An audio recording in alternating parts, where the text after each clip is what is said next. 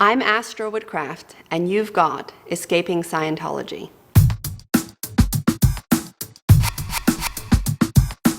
When I was 7 years old, my mom decided to move us all to Florida because she wanted to join what's called the Sea Organization. The Sea Organization is a management organization that runs the Church of Scientology. Everyone wears military uniforms. People in the Sea Organization are required to sign a billion-year contract. I was sent to a school that was set up for the children of Sea Org members, but there were no certified teachers, there was no curriculum, no one ever graduated, there were no grades. When I was 15, I became an ethics officer. It was my job to handle people who wanted to leave the organization by interrogating them and convincing them to stay. I was required to sleep on a mattress outside of people's door, sometimes even tying my hand to the doorknob to prevent them from leaving. It was also my job to investigate anyone who was in trouble for any form of behavior that was against the rules, which could have been anything from speaking to people outside of the Sea Organization, watching television, leaving the building without permission, or any kind of sexual misbehavior. Soon after I joined, I met my future husband, who was 22. We were told that if we had any sexual contact before marriage, we'd be sent away to a labor camp as punishment. If anyone got pregnant, the women were heavily coerced to have an abortion. And I also realized very early on how unhappy I was,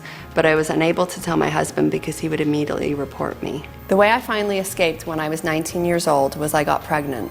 I refused to have an abortion, and as a result, they threw me out. So I filed for divorce.